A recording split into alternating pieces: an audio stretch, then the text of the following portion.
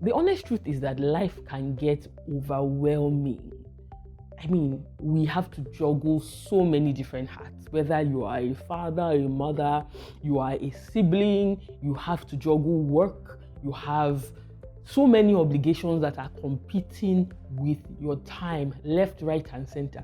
You need to maintain your friendships. You need to do well at work. You need to work towards getting a promotion. You're trying to increase your income. All this while, you're trying to be a balanced human being. You're trying to maintain your spirituality. And sometimes you just feel like it is so much and you feel like you want to go crazy. And that is usually how you feel when you are trying to juggle it all by yourself.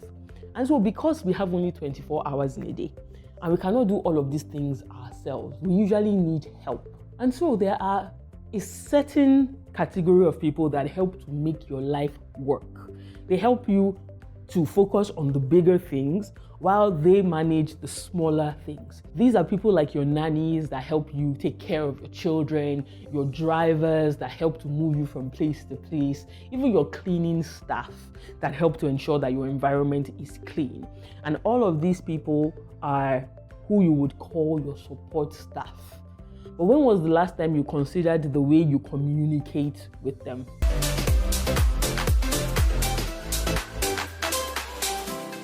Hi and welcome back to my channel. I'm so glad to have you. My name is Kemi and I am here to help you communicate in the best way possible. And today we are talking about communicating with your support staff. This topic is a subject of many arguments, many controversies, because so many people in their homes have so many different practices in this area. And the honest truth is that most of it is not good. So the general assumption is because there are these people, these support people, that are usually not as educated as the person hiring them, and they are paid a salary. So the person that is hiring them just assumes that I'm paying them, they work for me, therefore they must always do as I say, and I don't really need to respect them. It's not that crucial. After all, I'm paying their salary, right?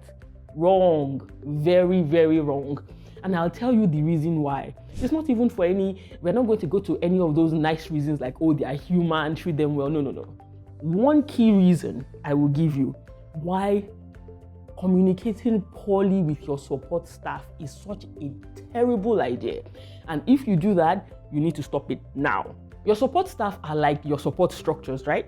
Imagine that you're carrying something big, some of the big things in your life that need all of your attention. And your support staff are like the pillars. Communicating poorly with your support staff is almost like you shaking the pillars of your life and expecting it not to fall apart. Let me give you another example. Usually, you have people that drive you around. So you, the top executive that is making loads of money, will enter a car with a driver that you speak poorly to and you insult, and you expect the person to take you to your destination every day. Or your nannies that you treat badly, you beat them from time to time, you insult them, you treat them in ways you will not treat your friends and your associates. But you will take your child, the one that you carried for 9 months, and you will put that valuable child that you would do absolutely anything for in the hand of that nanny that you have just finished insulting. Please make it make sense. How is that reasonable? How do you take what is most valuable to you and give it to someone that you treat so poorly, and you automatically expect that person to give you their best? It makes no sense. It's not a reasonable thing to do. So even if you don't have the time and the energy to be nice to people, how about you consider being nice to yourself for a change? How about you stop taking such a ridiculous risk where you expect people that are badly treated by you to be the same people that will take care of you and the things that are important to you? Yes, think about that for a minute. Number one, stop being rude to your support staff. It's actually not necessary. Most of the time, people feel like the only way to get certain types of people to do what they need to do is by insulting them. But if you communicate with someone like a human being in the language they understand, and they still don't do what you need them to do, it's entirely possible that they just don't have the capacity for it. So what do? Instead of raining insults on them, and speaking to them poorly. How about you just find someone with the capacity to do what you need them to do? But before you decide that they don't have the capacity, ensure that you have communicated appropriately with them, you have given them the tools that they need to do what they need to do and do it right, and you have played your part. And then if you're still not getting the results, then just respectfully let them go and find a replacement. But what you should not do is to speak to them poorly, is to hit them. Please stop hitting people. It's really bad. It's not necessary. Don't do that. Certainly don't be hitting grown men and women. Please, if you do that, you need to stop it today. And so being rude will not get you the results you need. As a matter of fact, it's a reflection of your own insecurity. Because if you cannot speak to someone in a polite way, in a reasonable, logical way, for them to get your point and do what you've asked them to do, then I personally believe it's your problem, not theirs. And so please stop being rude to your support staff. If you've been doing that, it's not okay, and it's time for you to stop doing it today. Number 2, stop insulting support staff. Stop calling them names. Stop questioning their intelligence. It's something that, at least in this part of the world, in Nigeria, we've probably grown up seeing that sort of behavior. And for some people, we probably just don't think deeply about it. Piercing holes in someone's self-esteem and calling people names. And the more they hear it, the more they begin to believe that they are that negative impression of themselves that you have repeated.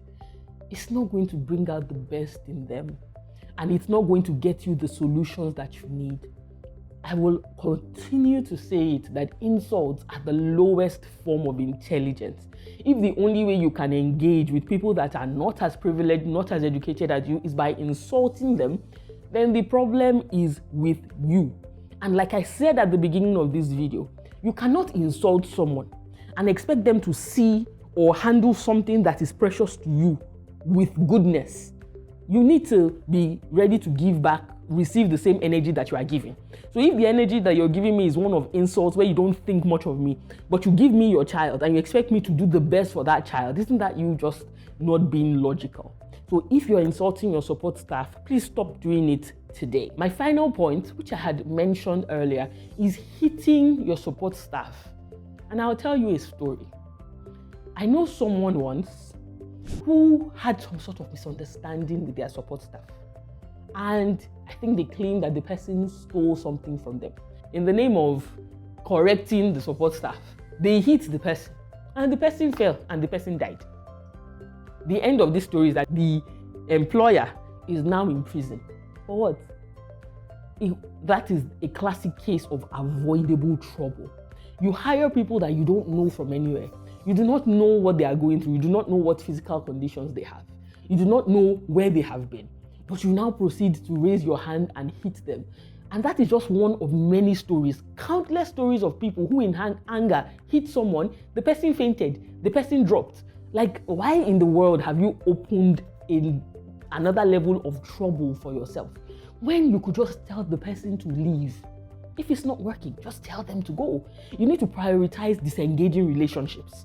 You don't need to physically react. You need to restrain yourself from reacting physically when you are offended, particularly when people that you consider lower than you are the ones that are offending you. Don't correct them by beating them. Please don't do that. Don't hit anyone because it causes avoidable trouble.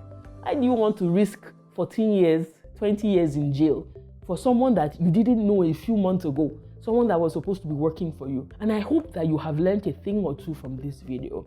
And in summary, if you are expecting support staff to care for the things that are valuable to you, then it's only logical that you need to value them.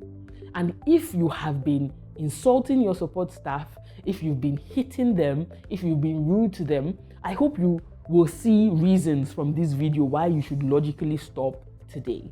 Thank you so much for spending time with me, and I look forward to seeing you on my next video. Take care. Bye.